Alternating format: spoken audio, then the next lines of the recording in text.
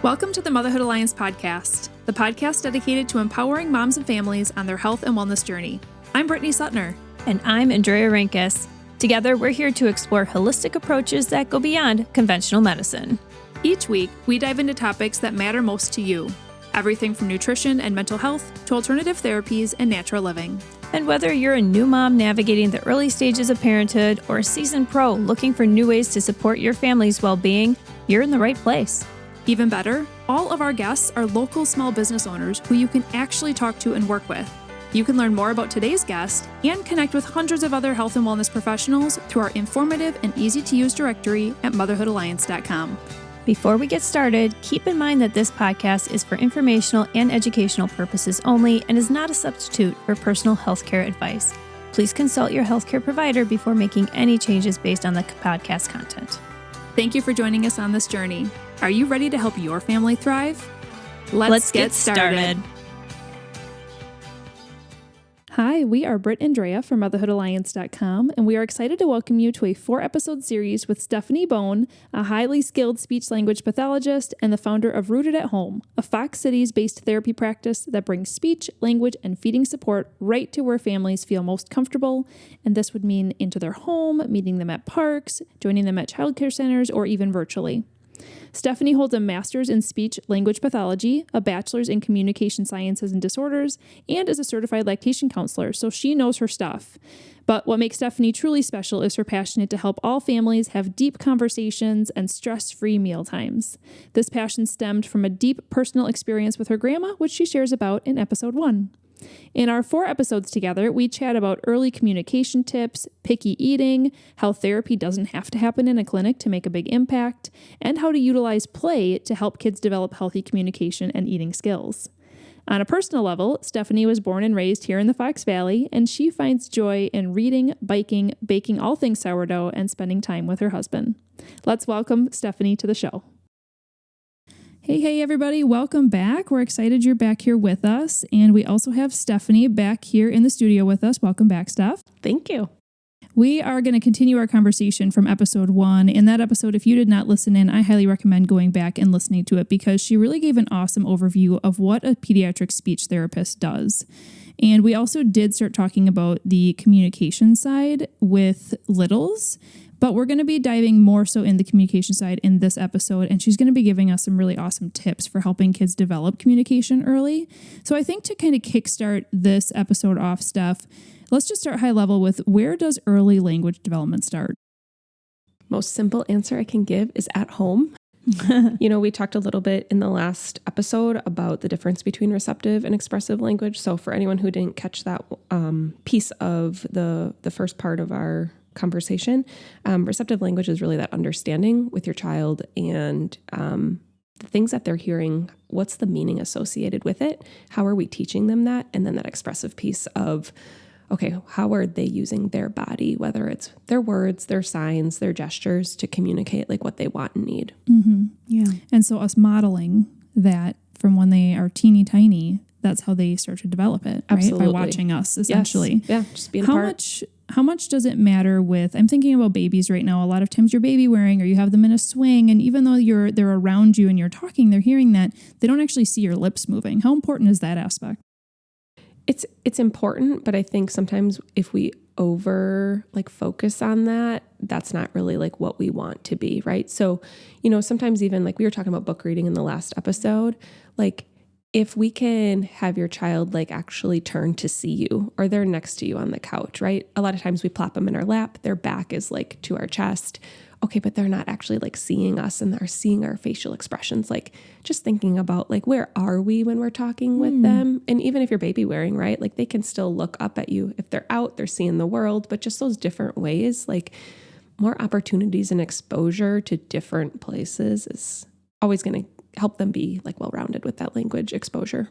So when we're talking about communication, I think a lot of parents, they want to know if their child is quote unquote on track, right?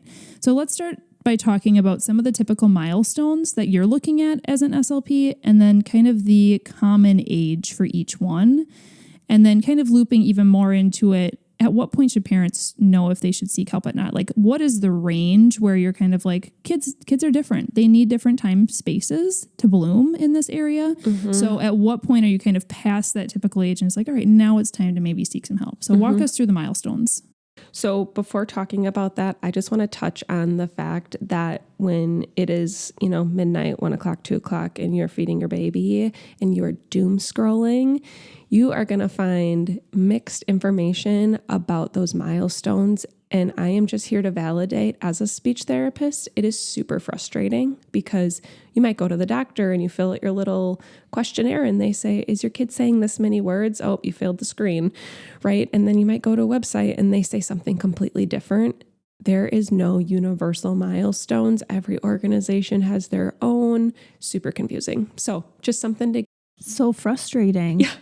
But also, it's frustrating that they aren't agreeing from a research standpoint. Yeah.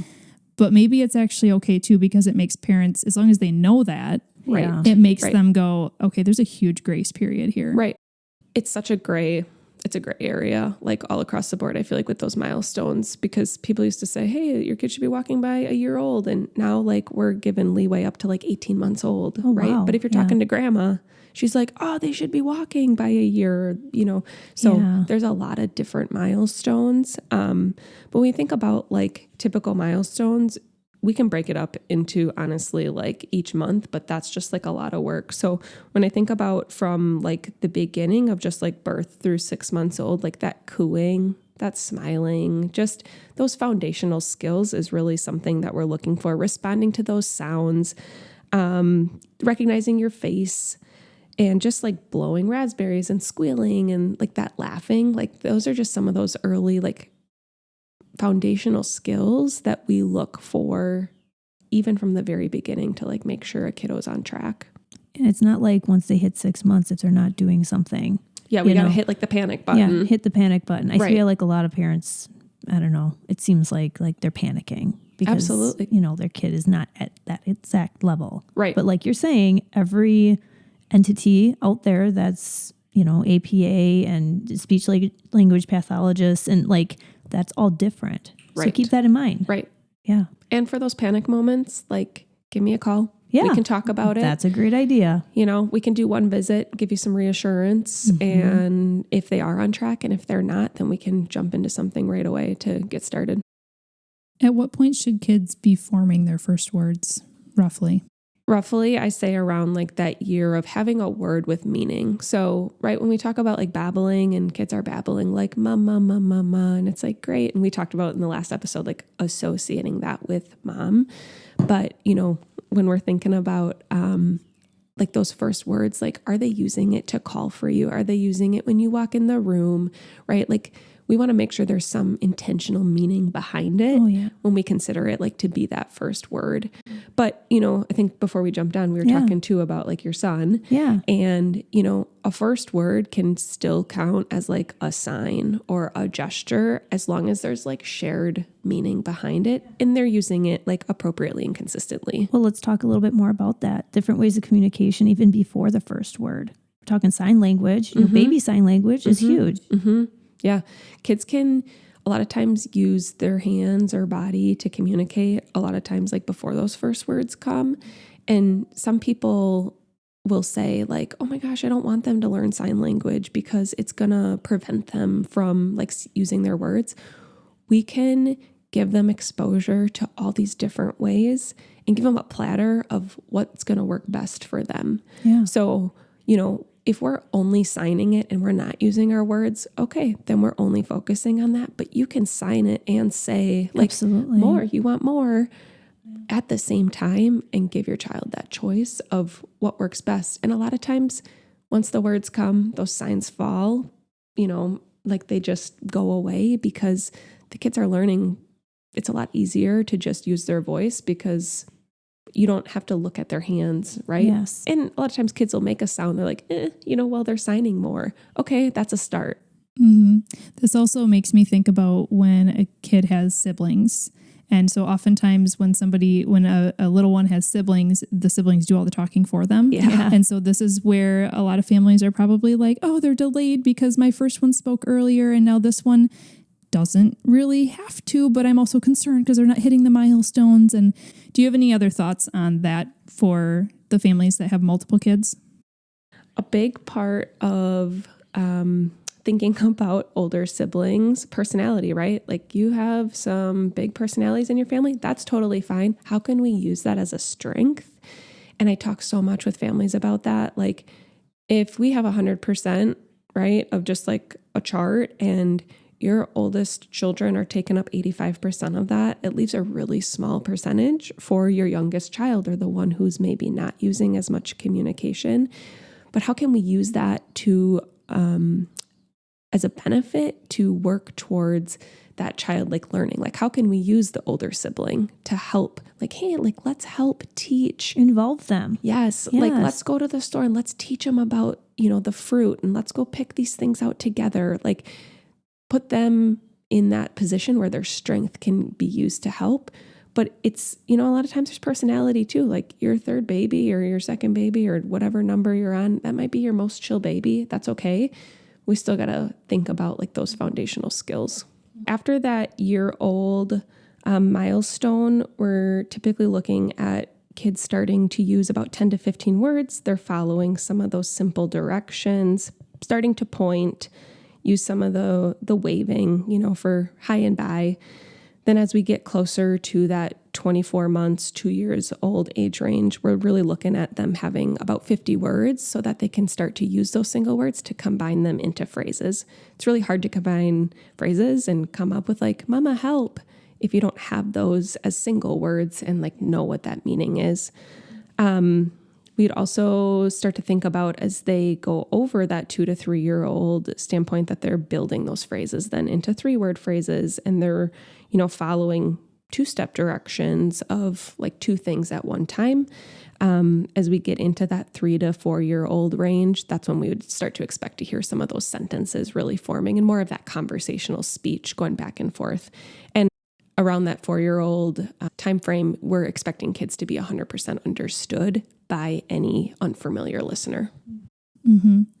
Let's jump into some applicable tips for encouraging early talkers. So for the families that are, they have the time, they have the space, they want to put some mental effort into this, what are some things that they can do to help encourage talking? I think the biggest thing that you're going to hear me continue to talk about is just including your child like in those everyday routines with you.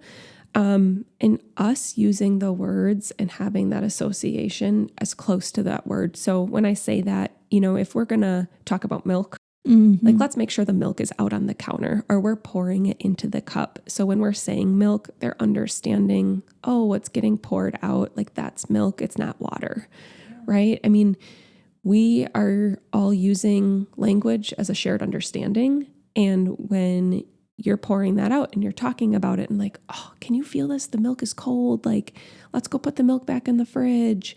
Hey, Mom's going to have a glass of milk. Oh, go ask, like there's all of that is narrating, right? And that is a huge strategy. And then repetition is already built in because it's like, okay, if I'm pouring a glass of milk and I say it 5 times, great. Now they just heard the word milk 5 times and it's right there. Mm-hmm. If we waited and we said, hey, like I'm going to go grab you some milk. And then we get distracted and all the other things moms have to do. And then we go get milk 5 minutes later. That association in the brain isn't going to be as strong and those neural connections aren't going to be building as much. Makes sense. I mean, what about like even just doing daily things like washing your hands, like singing silly songs is something that we would do often too. Yeah. So songs are something that I feel like we use so much with infants, right? Yeah. Like they're frustrated, they're upset for whatever reason, we can't figure it out. We're just going to start singing a song. We're going to use some movement with it, right? That's all language, right? Like when we're singing and when you are washing your hands and make up a song. Like it doesn't have to make sense, but if you sing that song every single time with your kids, like maybe that's going to be something that they remember and they want to pass on to their kids, like we used to do this with Mom. So incorporating like that aspect of play and fun is going to be so beneficial for your child to learn. I feel like tunes and music really does help kids learn things faster and makes it stick, because they not only have the words that were associated, but they have the tune that went with it too, and that's catchy and stays in your head. That's helpful for adults for crying out loud. I'm thinking about when I was in like 7th grade Spanish class, there was songs. My kids have learned, they know the books of the Bible in order because of a song. Yeah. So, I think that's really awesome. And we call that in the world of therapy, like, to build off of that, like parent ease of like you're using kind of like your mom voice, or like think about like seeing a little baby or a puppy and we're like, oh my gosh, so cute, right? Like your voice goes into a whole different octave. Absolutely. Right. And it's what gets their attention. But like, let's use that, right? Of, hey, let's go wash your hands. If we were like, go wash your hands. Right. Which one do you want to respond to? Right. Yeah. Do you have any tips for helping kids develop the specific sounds that tend to be tricky, especially as they're growing up? I think about when my kids were little, one of them was having a hard time with L's, and then we heard the Elmo La La song. Do you remember this, Drea? I know Caden sang it too, but it was like la la la la la la la la Elmo song. Oh boy. And just like over and over and over, and the L's obviously are being worked on in there. But how do you help with kind of the sounds that tend to be trickier for kids to develop? So between 2 and 3 years of age, of course, differing research, there's about 7 sounds that kids are supposed to have mastered. So I think, when we think about working on those sounds, like first, let's get in touch with somebody who knows like what's age appropriate, Yes. Yeah. To just kind of like give you some of that guidance first. And then when you're working like with your therapist or, someone who's helping you work on those sounds, finding those strategies that are going to be most relevant for your family and that like make the most sense. And I know that's not like super specific, Britt, but it's helpful. Like you said, that song, right? To work on that, like that's relevant though in your family. So just thinking about like, let's make sure first that it's age appropriate, because really kids have until they're 4 years old to be 100% understood by somebody that's like not familiar with them. So we think about like a 2-year-old, that milestone of who's understanding them and what percentage is that, it's only about half the time. But you got kids on both sides, right? You have kids that are on the lower end that aren't understood as much. And then you have the kids who you look at and you're like, oh my gosh, they're only like 2 or 3 years old and they're having a full conversation. So, typical development has such a range, and that's why we have standard scores and like, okay, there's some on this side and that side so it's hard when you're comparing. How effective is it to try and directly teach them sounds or words, being like, say la, la, la? Like, how effective is that? Every child is different with that, but I will say the majority of families that I support, I don't see too many kids who are going to do it like right there on the spot, right? I mean, put them on the spot, right? That's kind of, it's hard. And then you get frustrated because they're not saying it. And then like everybody starts escalating and then it's just frustrating, right? But I feel like this is something parents are commonly doing. They're saying, say mama, say bottle. So so that you don't feel like that's necessarily an effective way of teaching them communication. Right. When we are often like prompting them and they're not responding and we're getting frustrated, there's so many other ways that we can tackle that over the course of your everyday, right? So for your mama example, like I think about like when you go get them out of their crib or their room or they're getting out of the car seat, right? You're like, mama's going to come get you. Or you open their door and you're like, it's mama. That's also teaching. It just doesn't feel like checking the box, because I oftentimes think that if we say mama and they say it, we're like, check. Yep, they did it, right? Did it. But are you as fulfilled if you walk in and get them out of their crib and you say, it's mama, and they say mama? Are you going to feel like that box is getting checked? So just something to think about of kids are not learning super great when they are under pressure. When are those times that they are learning well? And what's unique about your child? Yeah. And nobody can really do well under pressure anyway, right? Right. Adults. Yeah, adults. Somebody was telling you to do something, keep doing it, you're going to clam up, probably. Right. Exactly. Yeah. And I know that you often say that movement and learning go hand in hand. So can you give us a few examples of how parents can blend movement with learning to help their kids learn more efficiently? I think sometimes we think about like learning has to be sitting down on our butt or it has to be somewhere where their body's not in movement. And really, kids learn best through play right now, right? Those ages that they're at. And when their body is in movement, like how can we lean into that? So, if they're jumping on the trampoline, like, great, jump, jump, jump. You're going up. Can you show me down? Like, let's go down, right? Those are all those different examples of how can we incorporate that? You're using the narrating, right? Because you're telling them what their body's doing. Yeah. You're giving them meaning. If you're jumping with them, A, that's fun. Yeah. But B, like you're sharing that moment with them and you're working on it without, saying, hey, the boy's jumping in the book. Like, look at him jump. Like, show me with your body. So thinking about just those different ways that we can incorporate that movement and lean into it, because it's not a bad thing that kids want to be on the move. Yeah, for sure. How should we talk or explain things to kids, especially in this younger preschool age? Because for my daughter specifically, I know when she was little in 3K, 4K timeframe, if she had a Christmas program coming up, she got really anxious and nervous about that. And so that was something that I would sit down and talk to her with. But at that age, she can understand a lot, but not maybe to a level that an adult can understand. So when it comes to communicating with our kids, is simpler the better? Should we almost be talking to them like adults in some situations? What are your recommendations on that? It can be tricky to find a time. It can be tricky to figure out like what is too much and what is not enough. Sure. I think a lot of times it's hard for us as adults to switch from like adult conversation when we're talking to our little one. But sometimes they just need that like super simple matter of the fact, like this is what's happening. And when you talk about like, okay, that concert's coming up.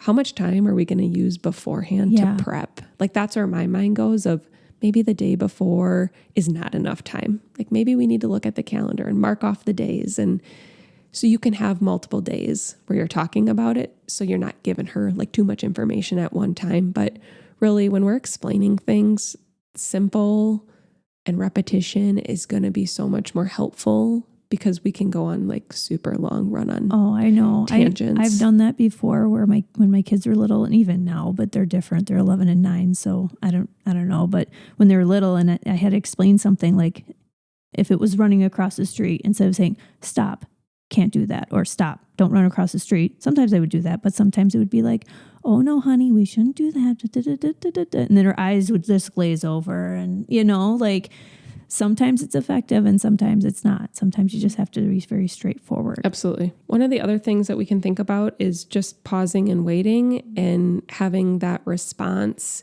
When we use like that expected look as a parent too, that can be another strategy of like, hey, and then that's like our natural pause.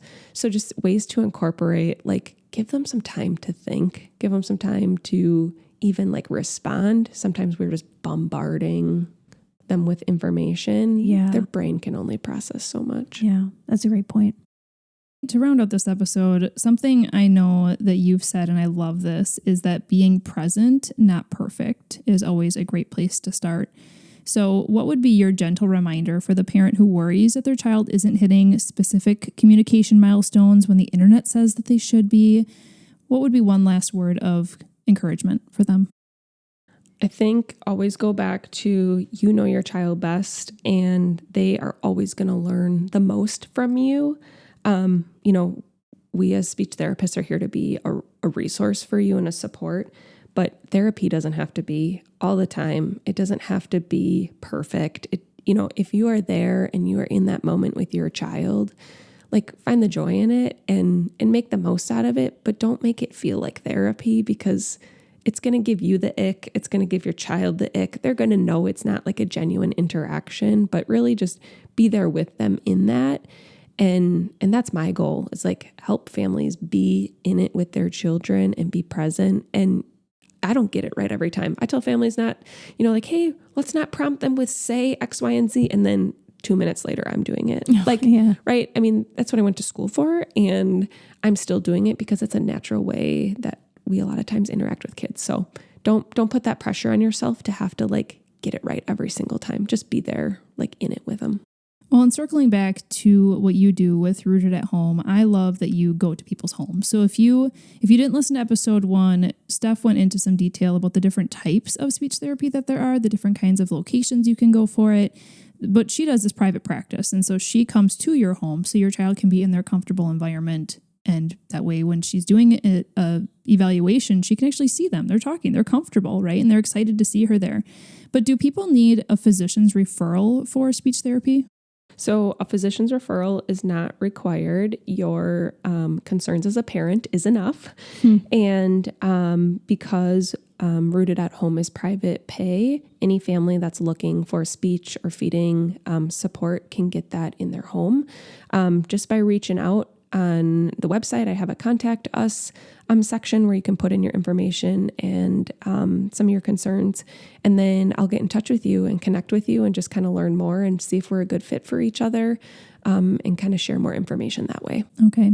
And for those of you who, again, didn't listen to episode 1, we did talk briefly about the benefits of having private practice because when you can do private pay, you have so much more flexibility in making sure the child gets what they actually need. And I know we did have an episode back, this was way back, so you could find Tabitha. She was the one who came on and guested for that. Yep. Yeah. And she talked about how important it is, the beauty behind private pay and all the benefits that are behind that. So if you're interested in just learning and getting some fresh perspective, because I think so many of us are stuck on the whole gotta have insurance. Yeah, it's not accepted by my insurance. I can't do it. And I get it to some point, but at the same time, when this comes to setting your child up for a lifelong of success, it's probably worth it to hear the perspective. Terms too. Doing it on your terms. Yeah. Great. Well, this was awesome. We are going to be kind of pivoting our topics going forward for our last 2 episodes. So next up, we're going to be talking about picky eating and feeding therapy. And then in episode 4, we're going to be talking about cooking with kids and making it actually fun instead of stress producing. Like so many of us that have kids, we're just, it's going to be such a mess. But hey, we're going to have some ideas for you on how to make it super, super fun and actually realistic for your life. So those are the next ones coming up. If you enjoyed this episode, would you consider leaving a rating or review or sharing it directly with a friend who could benefit from the information? We know that you're a busy mom or caregiver, and our goal is to make your life easier by bringing tips and tricks directly from experts into your earbuds. By sharing this episode with someone you love, you can play a critical role in helping to make their life easier as well. We appreciate your time, and thank you for being a part of the Motherhood Alliance family.